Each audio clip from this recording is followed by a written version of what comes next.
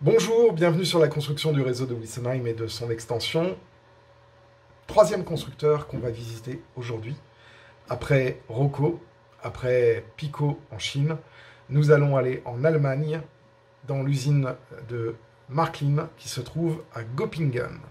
Alors, la vidéo que l'on va commenter aujourd'hui n'est pas une vidéo d'entreprise, c'est pas une vidéo corporate, c'est une visite de l'usine pendant des journées portes ouvertes. Et donc, du coup, les étapes que l'on va voir ne montrent pas la charge de travail réelle de l'usine, mais des étapes clés, en fait, de la conception d'un modèle chez Marklin. Il faut savoir que Marklin, c'est un très vieux fabricant de modèles réduits et de locomotives et de wagons et de voitures ferroviaires. C'est, je pense, ceux qui ont résisté le mieux parce qu'ils ont mis un écosystème qui leur est vraiment propre. Ils ont une très grande segmentation de gammes différentes, mais toujours positionnée dans le loisir technique. Et donc, ils mettent un niveau de qualité en fait qui est constant, que ce soit destiné à des jouets pour enfants ou pour des enthousiastes de la technologie. On verra aussi pendant la visite de l'usine qu'on a une technicité qui est très importante. Et donc du coup, on verra aussi un petit peu que l'ambiance est radicalement différente de celle que l'on a pu voir sur le reportage de Pico.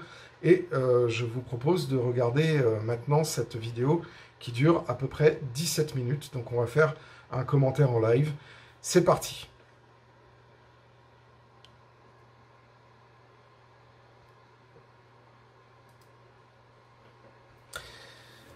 Alors, visite de Marklin. Alors, je ne parle pas allemand, mais on va essayer de se débrouiller. Donc, c'est une journée porte ouverte. Donc, c'est sur la chaîne de Harold Becker que j'ai pris ce film. Et voilà. Là, nous avons un réseau Marklin en cours de fabrication qui va être livré à un client, puisque Marklin propose aussi cette prestation de fabriquer des structures et des ossatures qui vont ensuite destiner à des clients. Et donc là, on voit voilà, on voit un réseau. Le décor n'est pas encore mis, mais on voit déjà ce que ça va donner en termes de plan de voie. Il faut savoir que c'est notamment eux qui ont fait, qui ont construit les ossatures du réseau Porsche. Et là, on est typiquement dans une fabrication de réseau, une préparation de fabrication de réseau qui sera livrée à un client. Et donc, voilà, c'est impressionnant. C'est vraiment, moi, je trouve quelque chose qui est remarquable. Voilà, c'est très intéressant de voir ces ossatures, comment ils conçoivent les ossatures. Parce que effectivement, on peut s'en inspirer quand on fait un réseau chez soi. Alors comme ce sont des journées portes ouvertes, il y avait des stands à l'extérieur et on voit tout au fond la locomotive qui appartient à Marklin qu'ils ont acheté. Et maintenant, on commence la visite de l'usine.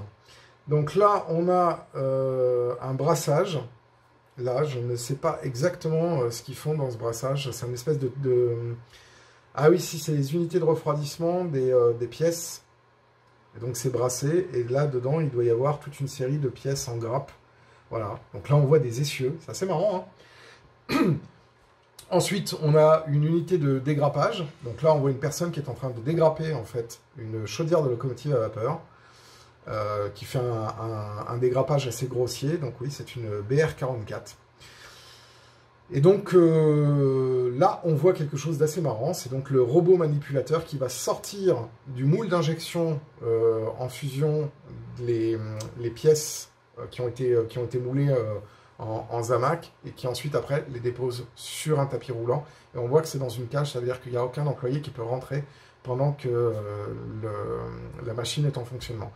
Là, ensuite, après, on a une petite map monde qui montre différentes échelles.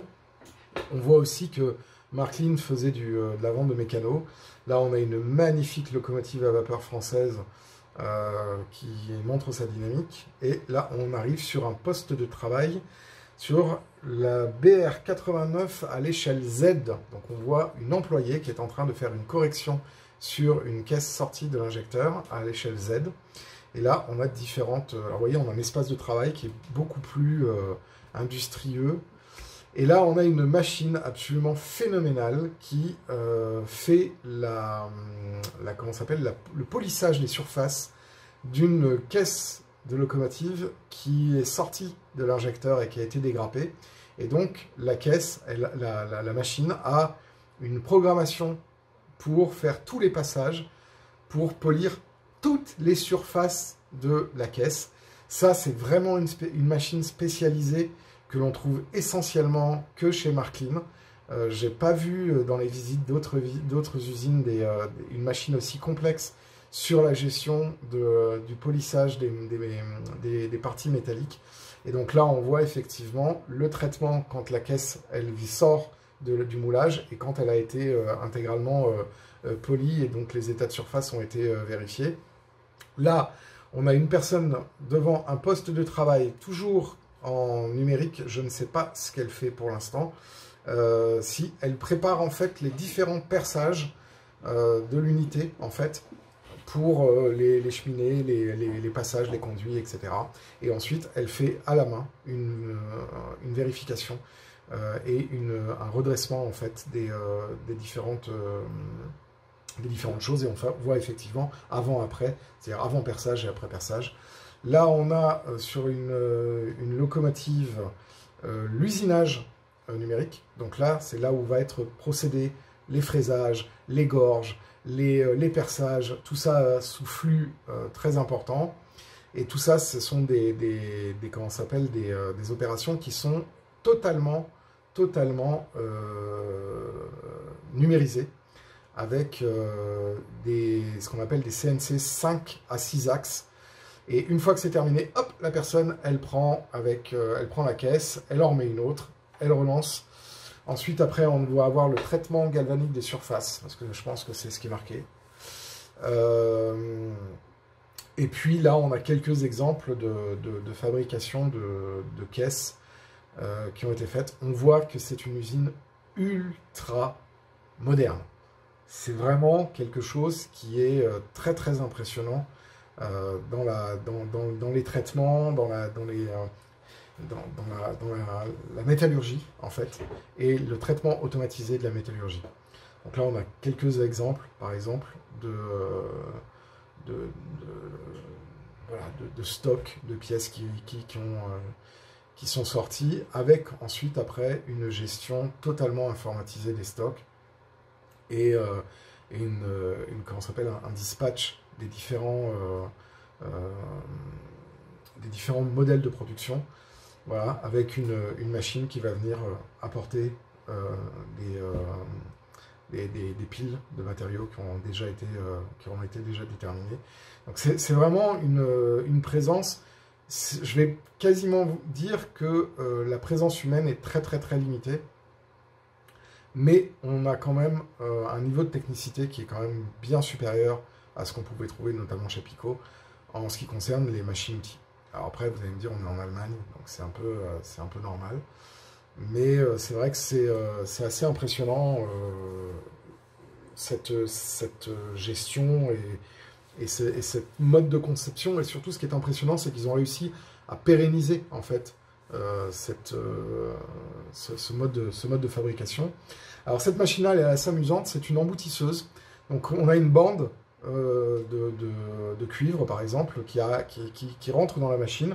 Et ensuite, on a un marteau-pilon avec un emboutisseur qui vient emboutir des pièces et qui vient ensuite après les jeter dans un bac. Voilà. Et donc là, on a des pièces qui sont embouties, qui vont servir sur des ressorts, sur des prises de courant.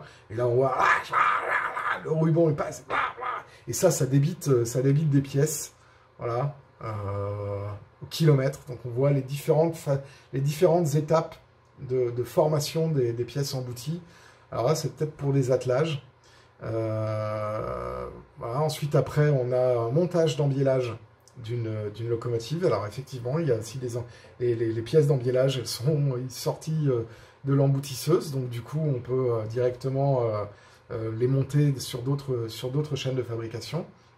Là, on a une machine ultra moderne qui est de la... Alors, attends, là, c'est du... je crois que c'est de la fonderie, ça. Ça, c'est une machine de... Non, c'est une machine d'injection. Toutes les machines que l'on voit là, c'est de l'injection plastique. Parce que les grands réservoirs, en fait, c'est là où on met les pelets d'injection. Et les pelets d'injection, ensuite, ils sont fondus. Et ils arrivent après dans l'injecteur qui va venir injecter dans les moules. Un peu comme ce que faisait Rocco. Là, on a des postes de peinture, on voit qu'ils sont exactement comme Rocco, avec des masquages qui viennent épouser la forme du modèle. Et ensuite, après, hop, ils appuient sur un bouton qui libère le modèle. Le modèle, il est peint. Donc là, ils peignent le ciel de toit du modèle. Et derrière, là, on arrive sur une machine avec c'est pareil, c'est une machine numérique à 3 degrés de liberté qui permet de faire des tampographies. Là, c'est ce qu'on voit derrière la nana qui est en train de faire aussi, qui a aussi un poste simple de tampographie, mais la grosse machine était beaucoup plus amusante parce que du coup, elle a différents tampons et elle vient les ancrer et ensuite après, les appliquer sur un modèle. On va le voir là, juste là. Hop, elle prend le modèle qui a reçu, elle le remet, elle appuie sur le bouton et là, hop, le programme se lance. Et là, on voit la roue, voilà, on voit maintenant, qui vient ancrer ces différents tampons et ensuite, paf, les appliquer. Voilà, dans une séquence bien déterminée. Et de l'autre côté, on a un autre degré de liberté qui vient retourner la caisse pour pouvoir faire le recto-verso, le dessus, le dessous. Donc ça, c'est des machines ultra techniques qui sont vraiment, vraiment très, très impressionnantes parce que effectivement, on n'a quasiment pas d'intervention humaine. Donc on a une précision très, très, très importante. Là, vous voyez à l'image les différents tampons qui tournent. Et qui viennent donc appliquer les différents motifs et les différents textes à l'échelle sur les locomotives. Ça, c'est vraiment, là on est vraiment dans la quintessence de la prod de haute qualité. C'est pas étonnant de voir ce genre de machine chez Marklean. On verra que chez Peko, ils ont aussi des machines aussi impressionnantes, mais pour la fabrication des voies. Et c'est vrai que c'est assez impressionnant. Alors ça, cette machine-là, elle est absolument terrifiante. C'est une machine qui va imprimer en UV, en peinture UV, les livrets et les pelliculages des voitures modernes. Donc c'est con, ils ne nous l'ont pas montré suffisamment longtemps, mais c'est une machine qui est absolument impressionnante. Là, on a de la peinture des filets à la main, parce qu'effectivement, il y a aussi des interventions manuelles, donc on est aussi dans des matériaux nobles, hein. Il n'y a pas que des interventions mécaniques chez Marklean, il y a aussi des interventions manuelles. Et là, on voit les différents pelliculages qui pratiquent. Là, on est face à une ouvrière qui est en train de mettre des éléments de détail, donc là, elle met notamment une cloche à vapeur, et on voit que dans les modèles Marklean, il y a aussi des adjonctions en fait, de matière plastique. Et du coup, ces matières plastiques demandent un petit peu de matériel. Et il est marrant ce réseau fait avec un peu steampunk, on l'a vu très très rapidement, avec les déchets d'usinage, ça c'est marrant, c'est une bonne idée. Voilà. Donc on se rend compte qu'on a des postes de travail qui sont anciens, des postes de travail ultra modernes. Donc beaucoup de CNC. En termes de technicité, on est vraiment sur, je pense, l'une des usines que j'ai pu voir qui est la plus impressionnante en termes d'utilisation de nouvelles technologies. Là, on voit par exemple le façonnage et le bosselage certainement d'un galet, je crois. J'ai pas bien identifié quelle était la pièce. Et comme toujours, ce sont des programmations. Alors, c'était pas un galet, c'était effectivement des volants d'inertie. Donc, c'est usinage de volants d'inertie. Et ensuite, après, on a quand même des chaînes de montage en montage final, où là, effectivement, on va venir ajouter tous les détails, l'électronique, les moteurs, les différentes parties, les platines, etc. Et donc là, on retrouve un petit peu dans l'esprit ce que l'on avait chez Rocco et ce que l'on avait chez Pico, mais c'est pas la même ambiance, quoi. C'est clairement pas la même ambiance. On voit les plateaux de décodeurs, parce que ça, c'est des décodeurs qui sont mis sur les locomotives. Alors après, moi, je suis beaucoup moins enthousiaste sur l'électronique de Marklin. Je trouve que c'est leur plus gros défaut. Voilà. Mais après, c'est vraiment impressionnant. Enfin, quand on voit leur chaîne d'assemblage, ça reste quand même des choses très impressionnantes. Mais c'est vrai que l'électronique chez Marklin, c'est l'un des comment s'appelle des points qui pour moi sont les moins intéressants. Rocco par exemple fait des bien meilleures électroniques maintenant que Marklin. Mais bon, après voilà, c'est les évolutions technologiques des différents constructeurs. Il faut bien qu'il y ait un peu de différence les uns avec les autres. Donc là, on voit une personne qui est en train de rajouter des tout petits détails sur une locomotive. Donc on voit quand même qu'il y a énormément de main-d'œuvre. Alors là, ça doit être des isolateurs sur le toit d'une locomotive électrique. Ouais, c'est ça.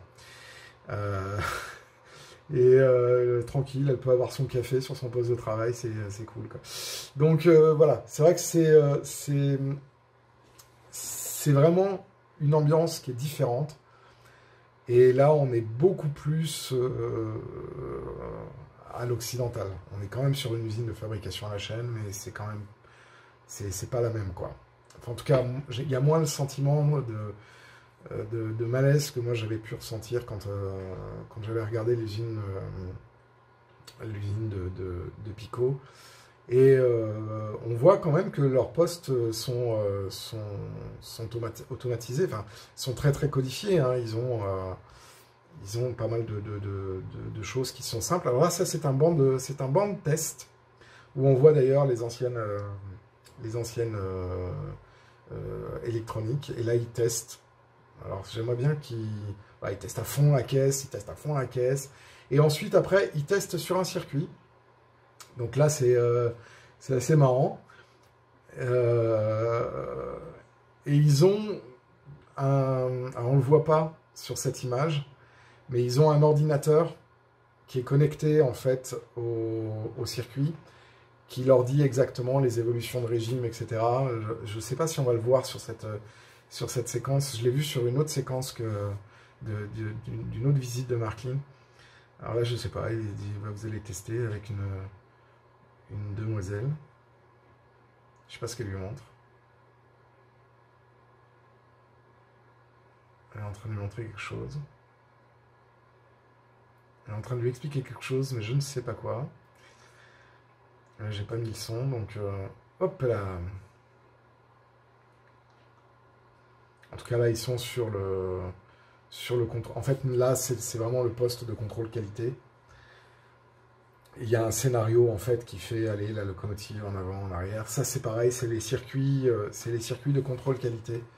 Donc il y a des locomotives qui sont sorties de la chaîne, qui sont mises sur le contrôle qualité, et ensuite après qui sont vérifiées. Là, on a une locomotive française qui vient de passer, là, une locomotive à vapeur allemande, et encore des locomotives électriques avec des convois. Et donc là, ils ont vraiment un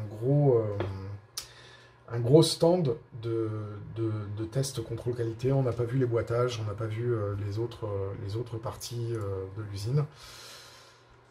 Voilà, donc là on a vu un petit peu, c'était une vidéo un petit peu longue, mais c'était assez intéressant. Moi c'est vrai que